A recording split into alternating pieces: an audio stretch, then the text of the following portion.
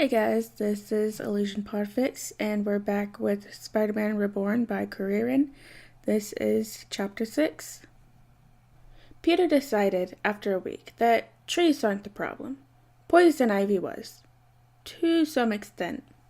He had to pester and prod at Dick before hearing much of anything on the Gotham rogue that gave him the tree the life it needed to battle Peter that day. She used to be a botanist before she became the rogue she is now. She brought the plants in the park to life, which was how Peter and Dick found themselves trapped until his dad could stop him. Dick said she wasn't all that bad. She could be reasoned with in most cases. Peter could appreciate a villain that can be talked down instead of brawling it out, but that didn't mean they were reformed. She attacked the park after hearing some news about a construction project that Dick didn't delve into for him. It sounded like Poison Ivy was not going out just for the sake of causing harm, which gave her a few points in Peter's mind. Despite this insight, Peter was wary to go back outside. "Come on, boy sir. I promise it's safe." Dick crouched beside Peter just inside the door leading to the garden. Peter wasn't scared to go outside. He would have won against the tree if he had more time. He just didn't want his brother to get trapped again. That's all. They had a lot of trees in the garden. Alfred kept numerous flower beds around the yard that he maintained personally, too. Could Poison Ivy bring the elephant hedge to life? Would it be able to make elephant sounds if it was? Peter had never seen someone with powers like hers before, and there was a lot of possibilities to explore with that. Would she be a carnivore then? How did she get all her nutrients? No. Peter ducked around his brother before racing for the stairs. He wasn't scared of the outdoors. Not really. He was just being smart until he can get all the answers. Spider-Man always dived in head first, and it led to more problems. He was being tactful this time around. He won't make the same mistakes like before. He would rather sit in the library with Jason than face the elephant hedge in battle anyways. Plan and prepare. "Peter!" he squealed when his feet were lifted off the floor, Dick easily lifting him to his chest. "You can't stay inside forever. I'll be right there, okay?" "No, stay here," Peter demanded, wiggling in his hold until Dick put him back on the ground. If he had to go outside, he would rather do it alone.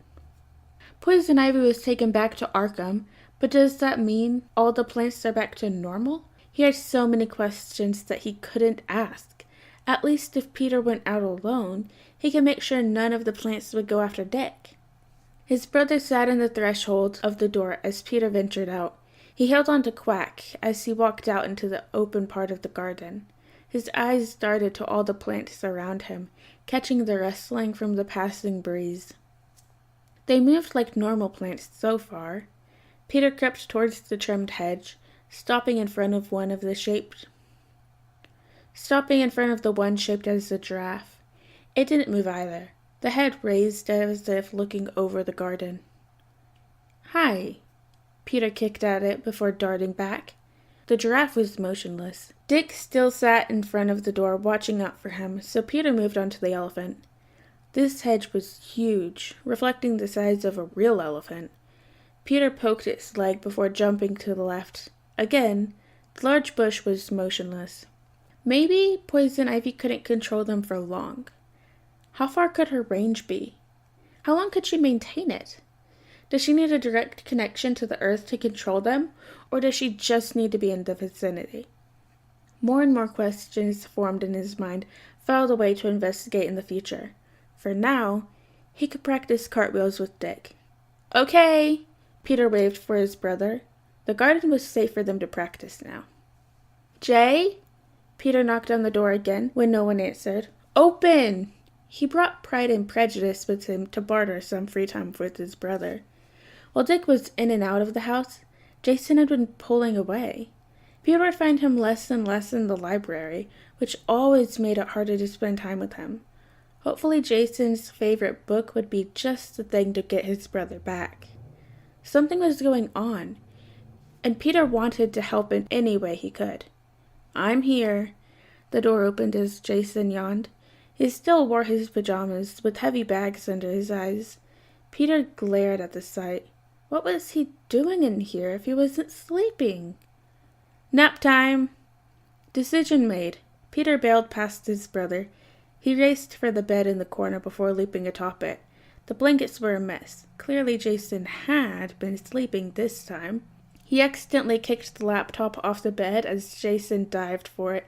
He ignored the grunt as his brother landed on the floor in favor of crawling under the covers. Once settled, Peter patted the space beside him. He couldn't read to Jason, but he could make sure his brother catches up on the sleep in the way of cuddles, especially if he was going out on patrol tonight. A young vigilante needs to sleep, if they were going to beat up criminals all night. Jason made a face before joining him on the bed, pulling the blanket around Peter. You're bossy, Pete, Jason grumbled as he pulled Peter close. Peter ignored it, inwardly smiling at his victory today. Until he could be a vigilante himself, he could make sure his family took care of themselves. Something was wrong. Peter could only watch as his dad raced away from dinner one night. His mom watched worriedly from her seat. His phone chimed with some kind of notification before he rushed out. Peter squirmed in his seat, silently hoping that Jason just needed a ride home. He knew something was wrong when Jason kept locking himself away. He knew it would go wrong fast if he was left alone for too long, but Peter couldn't do anything. He tried breaking into Jason's room, but every attempt had been foiled or failed. He tried pestering his mom and dad, but they told him to be patient. Even Alfred would tell him to give Jason space. Peter only managed to slip into Jason's room a handful of times, but he was forced to watch Jason disappear into thin air. He watched as his brother hid away in his room more and more. He watched as his brother's smile grew more forced. Jason had disappeared from the manor a few days ago, disappearing after patrol. His dad had been looking for him, and his mom tried to keep Peter occupied. It wasn't enough. Something was wrong, and he didn't need his spidey sense to feel it. He knew Jason wasn't just out. His brother was missing, and his dad just left to find him. Maybe Jason texted him for a ride, or maybe he bought something and alerted Bruce to his location. Either way, Peter couldn't do anything but wait. Peter stared at his peas. Maybe he should save them for Jason. Jason had to come home. Peter told himself that Jason would be hungry, and he'd want some food when his dad brings him back home, because there was no other option. Jason had to come home. Eat your peas, kitten. Jay not hungry? Alfred made plenty, love. Go on. His mom smiled, her fingers running through his hair softly. Dick had left a week ago for work reasons. Peter was sure it was superhero work, but no one wanted to tell the toddler anything. His brother couldn't even call, since he went somewhere too far away for service. Peter already hated it. He didn't like it when anyone left, and Dick and Jason were gone, and now so was Dad. After dinner, Peter sat in the boring room with his mom. They watched Finding Nemo while waiting for his dad and Jason. Peter wished he could have gone with him. He couldn't fight like before, but Peter could play distraction. Spider-Man took up the role plenty of times before. It was practically part of his shtick. He was sure that he could help his dad that way. He could have helped bring Jason home. He laid on the couch, head in his mom's lap, while Nemo fell into the dentist's fish tank. He hoped Jason would make it back home soon. Peter slowly drifted as his mom's hand continued to rake through his hair, the soothing feeling lulling him to sleep. Peter woke up when he was crushed in large arms. He pushed against the chest until he could see his dad's face, tears falling from his blue eyes. Daddy? I'm here, chum. I'm here. His dad ran a hand through his hair, kissing his forehead. Where Jay? Peter pushed away from his dad, peering around the room. His mom sat beside him, staring at Peter just as sadly. This wasn't right. She should be happy that almost everyone was home. Jason should be here. He should be making jokes and reading the classics to Peter again. Jay isn't coming home, Pete. His dad spoke softly, taking measured breaths afterwards. Why? His dad just stared at him, tears falling faster now. This wasn't right. His dad shouldn't cry. Peter tried to wipe them away as more slipped from his eyes. Jason was coming home. He had to. Batman just didn't find him yet. He just hadn't looked hard enough. Kitten, Jason isn't coming home. He was in an accident. His mom spoke softly, her hand taking his. Peter whined when his dad pulled him in another bone-crushing hug. No! No! Peter yelled, pushing away again. He failed, but he tried pushing again and again, kicking out at his dad. Jay! He has to look for him. Jason was okay. He was lost. He was trapped under a building somewhere, and he was alive. Peter did it before, and Jason was older than him. He would survive too. He had to. I'm sorry, Peter. I'm so sorry. His dad held him close as Peter stopped fighting. He didn't fail. He couldn't lose someone already. He wasn't ready. His dad started staying out later than usual. His mom would join him sometimes, or try to drag him home. Peter hated it. He hated that they would both leave at night, and he hated that his dad went out for longer and longer. Peter hated that Jason wasn't home, and Dick was still gone, and he was stuck inside. Peter hated a lot now. There was so much wrong about this, and he couldn't do anything. Alfred didn't like it either, which is probably why he would sometimes let Peter stay up later to wait for him.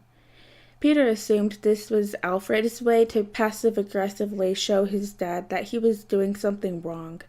It didn't really matter in the end anyway. Peter would fall asleep too early and wake up in bed by morning. His dad would come in his room to check on him every night. Sometimes Peter woke up, and sometimes he didn't, but Peter still hated it. Daddy? Peter pulled at his dad's hand, the skin on his knuckles red and bruised again. Stay? I can't, chum. When Dick came home, he was angry. Peter heard them fighting from his room. Dick was yelling loudly, and his dad was quiet. Peter hated that too. His dad didn't talk as much as before, already communicating in grunts rather than words. Now, pulling sentences was like pulling teeth with him. Why don't you play with Quack, kitten? His mom spoke, drawing his attention from the raised voice. His dad wasn't fighting back. Okay. Peter sat on the floor in the library. Jason's chair had been empty for weeks now. Peter sometimes hoped he'd find his brother reading in the library if he opened the door at the right time, but he never did. He could hear footsteps pounding on the floor as they came close. His dad didn't make so much noise, so it had to be Dick. Sure enough, Dick came into the library much more subdued than he sounded earlier. The fight left him. His brother's shoulders drooped where they were usually, pulled back proudly. Hey, buddy. Dick's eyes were red, and his smile didn't reach his eyes. Hi. His mom excused herself, leaving the library quietly. She spends more time checking in on his dad, just as worried that he would disappear too. Peter trusts his mom to make sure he comes back. She wouldn't let his dad to just leave. His mom was like Pepper Potts, ensuring the billionaire kept himself alive when he couldn't do it alone. She would keep him alive and in one piece, at least for now. What are you up to? Dick sat next to him, poking Quack's bill. Playing. How are you, Pete? Is Jay home yet? Peter refused to believe Jason is dead. Parker Look couldn't be so cruel. It couldn't take his brother from him. Jason had to be alive, because if he wasn't, if he really was dead, and that funeral was real, then no one was safe from him. Then it would mean Peter was the curse, because he wasn't a Parker anymore. He wasn't a Parker, so the curse couldn't be from the name. So he believed. He believed and hoped and wished that Jason would come home. "Oh, buddy." Dick picked Peter up, bringing him for a hug. Peter fell into it, wrapping around his brother as tightly as he could. "I'm sorry." Peter couldn't cry anymore, but that was okay. Dick cried for him, for the both of them. Peter held on to him, thinking, Jason was alive, and he knows it. He knows it because Parker wouldn't go for a Wayne. Peter was a Wayne now, not a Parker, so it couldn't have killed Jason. So Jason had to be alive. He just had to find him. One night, while everyone was out protecting the city, Peter decided he was ready to protect his family too. Alfred was in the kitchen, so Peter couldn't slip out from the back door. The front door had a camera, so did the gates, but there is an opening by the neighbor's side where the fences were open behind giant hedges. Peter squirreled away granola bars and water, shoving some clothes and quack in his bag before he left his room behind.